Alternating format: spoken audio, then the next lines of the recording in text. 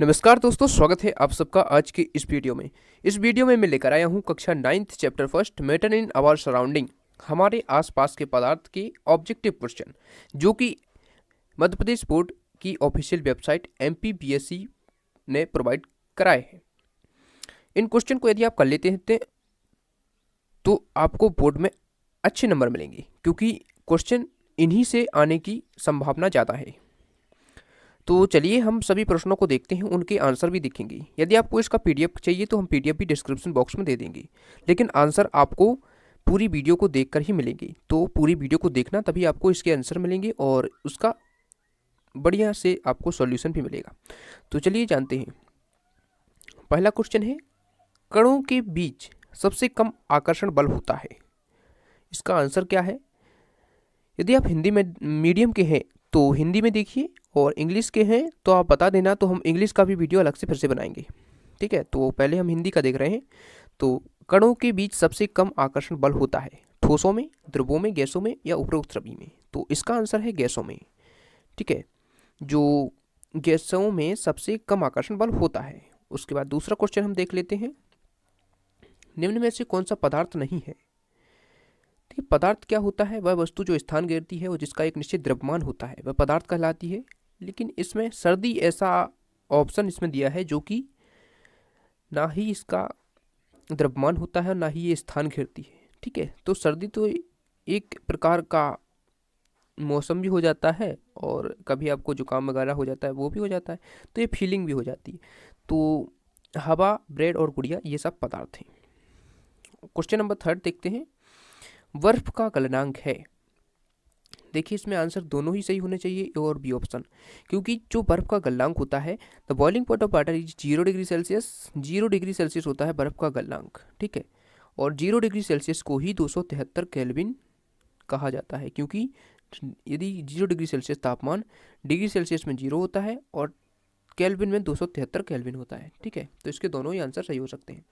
Question number 4 देखते हैं, किसी ठोस का सीधे ही गैसीय अवस्था में बदलना क्या कहलाता है। मतलब जो ठोस है वो द्रव में नहीं बदल देगा। मतलब जब ठोस को अपन गर्म करेंगे, ठोस को यदि हम गर्म करते हैं तो वो द्रव में नहीं जाएगा, सीधा गैस में चला जाएगा। ठीक है, गैसीय अवस्था में जनरली होता है कि ठोस को यदि हम गर्म करते हैं तो वो द्रव बनता है, उसके बाद गैस में जाता है, लेकिन द्रव अवस्था उसमें नहीं आएगी, सीधे ही गैसीय अवस्था में पहुंच जाएगा वो पदार्थ। तो इसे बोलते हैं हम ऊर्ध्वपातन। ठीक है, इसको इंग्लिश में सब्लिमेशन बोलते हैं। उसके बाद क्वेश्चन नंबर 5 देखते हैं, शुष्क बर्फ है, इसमें से शुष्क बर्फ कौन सी है। तो ठोस कार्बन डाइऑक्साइड जो है, ठोस कार्बन डाइऑक्साइड होती है, वो होती है शुष्क बर्फ। क्वेश्चन नंबर 6 देख लेते हैं, बाष्पीकरण वह विक्रम है जिसमें जल वाष्प में बदलता है। तो इसका क्या आंसर है? इसका आंसर है अपने क्वथनांक से कम ताप पर। ठीक है, बाष्पीकरण वह प्रक्रिया होती है, जैसे आप कभी पानी को गर्म करते हैं तो पानी उबलने से पहले वाष्पित होने लगता है। ठीक है, तो जो उसका क्वथनांक है, मतलब 100 डिग्री सेल्सियस होता है, तो पानी 100 डिग्री सेल्सियस पे उबलता है, लेकिन उबलने से पहले ही वो वाष्पित होने लगता है। तो इसका आंसर क्या हो जाएगा? अपने क्वथनांक से कम तापमान पर ही वाष्पीकरण प्रक्रिया प्रारंभ हो जाती है। क्वेश्चन नंबर 7 देखते हैं, आजकल CNG का उपयोग होता है। इसका आंसर है वाहनों में। ये तो सिंपल सा आंसर है, इसको आप याद रखिए। क्वेश्चन नंबर 8 देखते हैं, आयतन, खालिस्तान का आयतन निश्चित होता है। तो इसका आंसर आपको पता होगा कि ठोसों का जो है आयतन निश्चित होता है। उसके बाद क्वेश्चन नंबर 9 देखते हैं, ग्रीष्म काल में मिट्टी के बर्तन में रखने पर किस परिघटना के कारण पानी ठंडा हो जाता है। तो इसका आंसर है बाष्पन। ठीक है, बाष्पन के द्वारा पानी ठंडा होता है।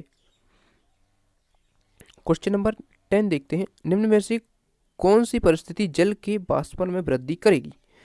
जल के वाष्पन में कौन सी परिस्थिति वृद्धि करेगी? जल के तापमान में वृद्धि, जल के तापमान में कमी, या जल का कम खुला पृष्ठीय क्षेत्रफल, जल में नमक मिलाना। तो सिंपल सा है, जल के तापमान में यदि हम वृद्धि करेंगे तो उसका वाष्पन भी बढ़ जाएगा। वाष्पन मतलब होता है उसका एवेपोरेशन। क्वेश्चन नंबर 11 देखते हैं, पदार्थ के कण के मध्य स्थान होता है, के मध्य आकर्षण बल होता है, गतिज ऊर्जा होती है, उपरोक्त सभी होता है।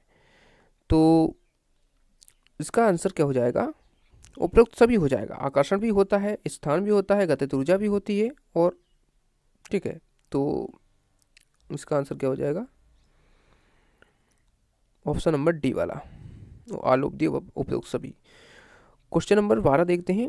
गर्म करने पर पदार्थ के कणों के मध्य, जैसे हम पदार्थ को गर्म करते हैं तो उनके कणों के मध्य क्या हो जाता है, स्थान क्या होता है, बढ़ जाता है या घट जाता है? कोई परिवर्तन नहीं होता, उपयुक्त में से कोई नहीं। तो जैसे हम किसी पदार्थ को गर्म करते हैं तो उसके जो पदार्थ हैं, ठीक है, उनका जो है स्थान बढ़ जाएगा। जैसे आपने देखा होगा कभी हम किसी पदार्थ को गर्म करते हैं, जब गैस को गर्म किया जाता है तो गैस के जो मॉलिक्यूल हैं वो और दूर चले जाते हैं, तो ठीक है, तो इसका आंसर हो जाएगा बढ़ जाता है। क्वेश्चन नंबर 13 देखते हैं। फूलों की महक हम तक कैसे पहुंचती है? इसका आंसर हम बताएंगे। इसका आंसर क्या है? विसरण के द्वारा। विसरण क्रिया होती है जिसके माध्यम से फूलों की महक हम तक पहुंचती है। क्वेश्चन नंबर 14 देखते हैं। तरल किसे कहते हैं? नहीं, इसमें लिखा है तरल कहलाते हैं। ठोस, द्रव, गैस, द्रव्य, गैस। तो देखिए, तरल वो पदार्थ होते हैं जिनके कणों के मध्य आकर्षण बल कम होता है। तो द्रव और गैस दोनों ही ऐसे पदार्थ होते हैं जिनके मध्य आकर्षण बल कम होता है। तो द्रव और गैस दोनों ही तरल कहलाते हैं। और उसके बाद क्वेश्चन नंबर 15 देख लेते हैं। किसी गैस को द्रवित करने के लिए चाहिए उच्च ताप व दाब, निम्न ताप व दाब, निम्न ताप व दाब, उच्च ताप व निम्न दाब। तो किसी गैस को यदि हमें द्रवित करना है तो हमें टेम्परेचर को रखना होगा लो, ठीक है, और जो उसका दाब है वो रखना होगा अधिक, मतलब उच्च। तो इसका आंसर बी हो जाएगा, निम्न ताप और उच्च दाब। क्वेश्चन नंबर 15 हो गया। 16 देखते हैं। इनमें से किसमें सतह नहीं होती? तो गैस में सतह नहीं होती है, ठीक है। क्वेश्चन नंबर 17 देखते हैं। द्रव्यमान प्रति इकाई आयतन। द्रव्यमान प्रति इकाई आयतन क्या होता है? तो इसका आंसर है डी, वो डी नहीं, बी वाला ऑप्शन, मतलब घनत्व। घनत्व क्या सूत्र होता है? द्रव्यमान बटे आयतन। द्रव्यमान बटे आयतन, ये होता है घनत्व का सूत्र। और देख सकते हैं द्रव्यमान प्रति इकाई आयतन, तो इसका सूत्र हो जाएगा घनत्व, ठीक है, घनत्व का इसका होता है सूत्र। तो आंसर हो गया। क्वेश्चन नंबर 18 देखते हैं। निम्न में से सही कथन का चयन कीजिए। ठोस का द्रव अवस्था से गुजरे बिना बाष्प रूपांतरण बाष्पन कहलाता है। ठोस का द्रव अवस्था से गुजरे बिना बाष्प में रूपांतरण क्या कहलाता है? बाष्पन कहलाता है। ये तो गलत है, इसका सही नहीं है, क्योंकि ये बाष्पन नहीं होता है, ये होता है ऊर्ध्वपातन। और ऊर्ध्वपातन ऐसा भी होता है, बाष्प का द्रव अवस्था में गुजरे बिना ठोस में परिवर्तन ऊर्ध्वपातन कहलाता है। तो इसका ऑप्शन तो बी तो सही हो जाएगा, ठीक है। उसके बाद हम तीसरे और भी ऑप्शन देखते हैं। बाष्प का द्रव अवस्था में गुजरे बिना ठोस में रूपांतरण हिमीकरण कहलाता है, ये भी गलत है, ठीक है। ये तो वही हो गया ना, ये वाला ऑप्शन। और उसके बाद हम देखते हैं, तो इस क्वेश्चन का आप याद रखिए कि इसका क्या आंसर, इसका बी वाला ऑप्शन रहेगा आंसर, ठीक है। और उसके बाद आगे देखते हैं। क्वेश्चन नंबर 19 है। कणों के मध्य सबसे कम स्थान होता है। देखिए, कणों के मध्य सबसे कम स्थान किसमें होता है? तो इसका सिंपल है, गैसों के कणों के मध्य सबसे कम स्थान होता है। नहीं नहीं नहीं, सॉरी, गैसों के नहीं, सबसे ज़्यादा होता है गैसों में और सबसे कम होता है ठोस में। देखिए, जब कण है, कोई कण है, देखिए मान लीजिए एक कण है ये और एक कण है ये, जब ये पास पास होंगे तो ये ठोस बन जाएगा, लेकिन ये दूर दूर होंगे तो ये गैस रहेगा, क्योंकि गैस के कणों के मध्य जो है स्थान बहुत ही ज़्यादा होता है, बल्कि ठोस में कम होता है। तो इसका आंसर क्या हो जाएगा? ठोस। क्वेश्चन नंबर 20 देख लेते हैं। निम्न में से कौन से पदार्थ का निश्चित आयतन है लेकिन निश्चित आकार नहीं है? निश्चित आयतन तो है लेकिन आकार नहीं है। तो आपने देखा होगा कि जल ऐसी चीज है या ऐसी वस्तु है जिसको हम किसी भी वस्तु में रखें तो उसी के जैसा वो आकार ले लेता है, लेकिन उसका आयतन तो निश्चित ही है। जैसे यदि उसका आयतन कोई निश्चित है तो वो तो निश्चित ही रहेगा, लेकिन उसका आकार कैसा भी हो सकता है। यदि पानी को हम जमीन पर डाल देंगे तो उसका आकार कुछ और हो जाएगा, ठीक है। क्वेश्चन नंबर 21 देखते हैं। 25 डिग्री को केल्विन में प्रदर्शित कीजिए। तो केल्विन में प्रदर्शित करने के लिए एक सिंपल सा सूत्र होता है, temperature in kelvin equal to temperature in degree Celsius plus 273। जितना टेम्परेचर हमें डिग्री सेल्सियस में है उतने 273 जोड़ देंगे तो जितना टेम्परेचर आएगा वो केल्विन का होगा। तो डिग्री सेल्सियस में 25 दिया है और 273 में हम जोड़ देंगे तो ये कितना हो जाएगा? 298। तो इसका आंसर क्या हो जाएगा? 298 केल्विन। क्वेश्चन नंबर 22 देख लेते हैं। निम्न में से कौन सा ऊर्ध्वपात पदार्थ नहीं है? उत्पाद पदार्थ नहीं है। उत्पाद पदार्थ क्या होता है, जैसे हमने आपको पता है कि उत्पादन क्या होता है, गैस का द्रव अवस्था में बदले बिना सीधे ठोस में परिवर्तन, या ठोस का गैस में द्रव में बदले बिना सीधा गैस में बदलना, ये कहलाता है उत्पादन। तो इसमें कौन सा पदार्थ उत्पाद नहीं है, तो इसका आंसर हो जाएगा शुष्क बर्फ। ठीक है, डी वाला ऑप्शन सही हो जाएगा। क्वेश्चन नंबर 23 है, इनमें से किसका घनत्व अधिक है। देखिए अधिक घनत्व इसमें हमें बताना है, तो किसका है। देखिए सबसे कम होता है हवा का, उससे ज़्यादा पानी का, उससे ज़्यादा शहद का, और सबसे ज़्यादा चाक का। तो इसमें ये इंक्रीजिंग ऑर्डर में ही समझ लीजिए आप लगे हैं। तो इसमें सबसे ज़्यादा घनत्व हो जाएगा चाक का। घनत्व का मतलब है किसी पदार्थ के मध्य जो आकर्षण बल है वो कितना अधिक है, तो चाक में ज़्यादा होता है। ठीक है, क्वेश्चन नंबर 24 देखते हैं, घरों में उपयोग होने वाले सिलेंडरों में कौन सी गैस भरी होती है। तो ये तो आपको पता है एलपीजी होती है, सिंपल सा है। ठीक है, क्वेश्चन नंबर 25 देखते हैं, निम्न परिघटनाओं का कौन सा समुच्चय ताप बढ़ाने पर बढ़ेगा। मतलब ऐसी इसमें कुछ घटनाएं दी गई हैं, उसमें से आपको उन घटनाओं को छांटना है जिनमें ताप बढ़ाएंगे तो वो परिघटनाएं तेजी से होने लगेंगी, मतलब उनमें वृद्धि होने लगेगी। जैसे बाष्पन है, विसरण है, गैसों का प्रसार है।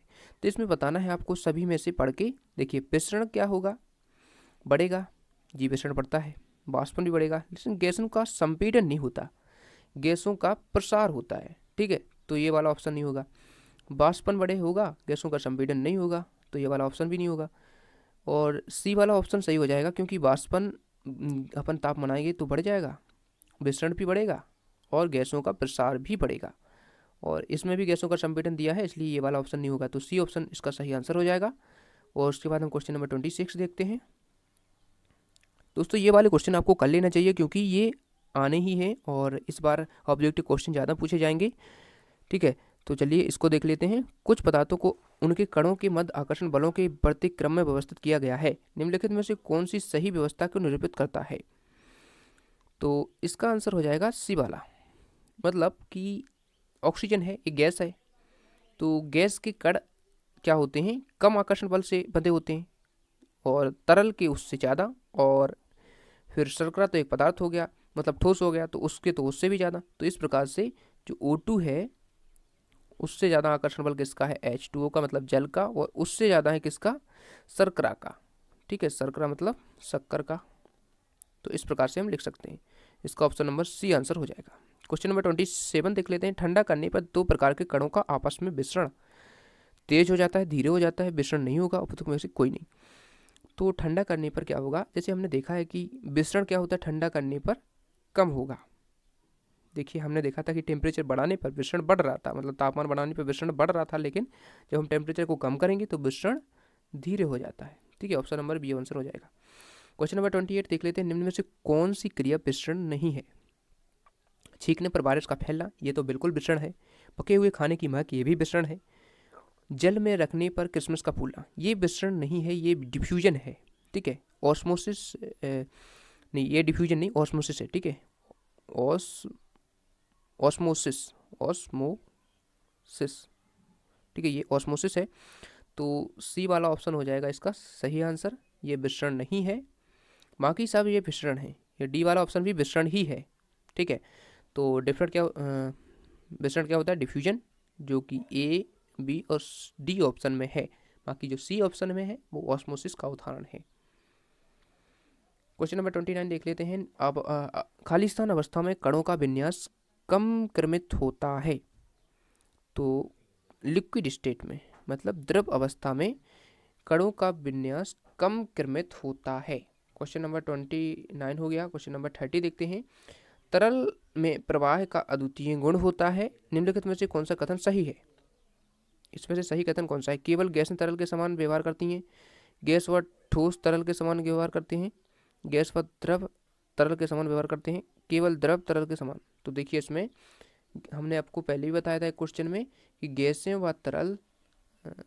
व द्रव दोनों ही तरल के समान व्यवहार करते हैं, क्योंकि इनके बीच आकर्षण बल बहुत कम होता है। तो दोस्तों ये हुए आज के 30 क्वेश्चन। हमने चैप्टर फर्स्ट के इम्पोर्टेंट क्वेश्चन देख लिए हैं। आपने यदि हमारे पिछले वीडियो नहीं देखे हैं तो उनको भी देखना, क्योंकि उसमें हमने क्वेश्चन और आंसर के सॉल्यूशन भी दिए हैं।